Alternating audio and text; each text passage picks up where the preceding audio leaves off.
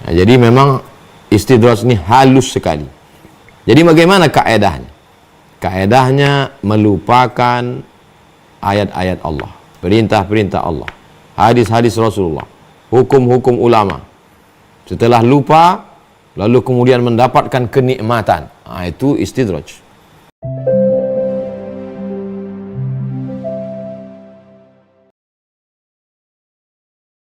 Assalamualaikum warahmatullahi wabarakatuh. Assalamualaikum warahmatullahi wabarakatuh. Selamat malam Ustadz. Mohon maaf, pada kesempatan malam hari ini saya sangat senang sekali bisa bergabung dengan Tuan Guru.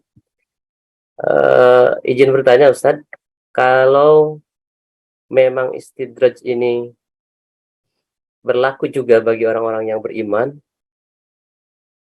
saya mau bertanya, kalau misalnya ada seseorang yang merasa bahwa dia merasa serba kecukupan dari ilmu pengetahuan, tapi pada dasarnya memang kekurangan, kemudian dia juga ingin selalu berada di atas, dan padahal pada sesungguhnya tidak layak untuk berada di atas, apakah itu juga termasuk bagian daripada istidraj? Terima kasih Ustaz. Assalamualaikum warahmatullahi wabarakatuh. Waalaikumsalam warahmatullahi wabarakatuh. Pak Iastiana. Yang pertama, orang yang kena istidraj ini sebabnya adalah walladzina kadzdzabu biayatina, mendustakan ayat-ayat Allah. Itu sebabnya yang pertama. Dalam redaksi yang lain, nasu ma dzukkiru bihi, lupa terhadap peringatan Allah. Nah, redaksinya berbeda tapi substansinya sama. Kadzdzabu bi ayatina, mendustakan ayat-ayat kami. Nasu ma dzukkiru bihi, melupakan peringatan dari Allah. Setelah dia lupa itu, apa yang terjadi? Fatahna alaihim abwaaba kulli syai', terbuka bagi dia segala pintu-pintu.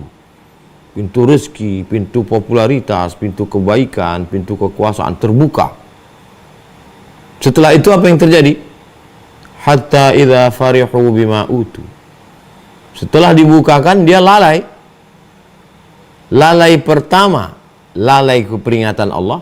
Lalai yang kedua, lalai karena sudah dapat pintu-pintu tadi terbuka. Dua kali dia lalai. Karena dia dua kali lalai, azabnya pun dua kali juga. Azab yang pertama, akhadnahum baghtah, kami cabut mendadak. Fa idzahum mublisun, dan setelah kami cabut, mereka berputus asa. Jadi dua balas dua. Lalai pertama terhadap ayat-ayat peringatan Allah, lalai kedua setelah dibukakan. Maka azabnya dua kali, didatangkan azab yang tiba-tiba mendadak dan putus asa. Na'udzubillah. Nah, jadi memang istidraj ini halus sekali. Jadi bagaimana kaedahnya?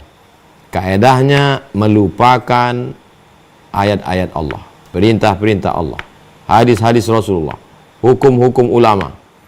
Setelah lupa, lalu kemudian mendapatkan kenikmatan. Nah, itu istidraj. Lalu kemudian setelah itu, lalu kemudian dicabut Allah Subhanahu wa taala mendadak. Na'udzubillah.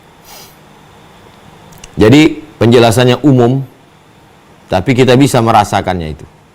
Bisa kita rasakan itu. Bisa jadi pada saya, pada Pak Iastiana, pada Bang Alvin.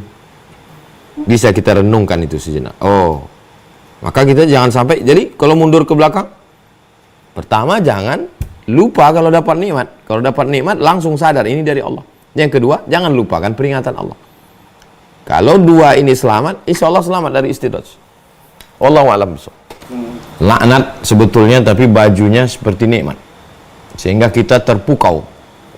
Ustadz dalam nikmat Allah, akhirnya kita pun merasa akulah hebat, aku, akhirnya jadi setan kita. Na'udzubillah. Makanya suatu ketika Syekh Muhammad Mutawal Isya'rawi dicium orang tangannya, dimuliakan orang dia. Syekhul Mufassirin, pernah menjabat sebagai Menteri Agama di Mesir, 15 tahun mengajar di Makkah. Orang Mesir meyakininya sebagai wali Allah. Kalau antum pergi ke Mesir, Di rumah-rumah orang Mesir gambar Syekh Muhammad Mutawalli Sya'rawi.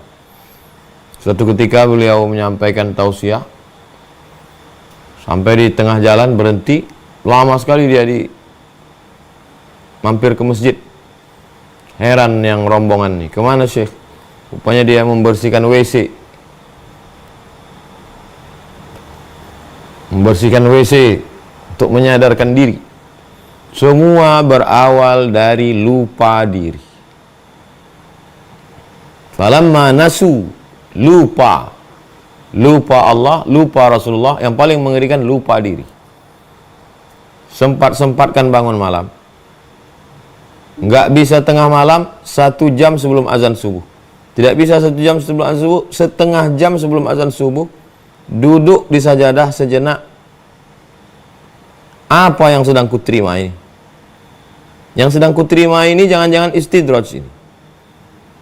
Kita boleh suuzon pada diri kita sendiri. Yang tak boleh suuzon pada orang. Ini yang kuterima ini apa nih? Ini yang kau terima ini apa ini Abdul Somad?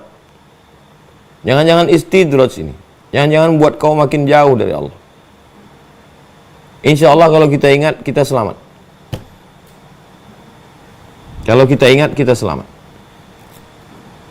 Zikir membuat kita ingat, salat membuat kita ingat, tafakkur membuat kita ingat. Tapi yang paling bagus adalah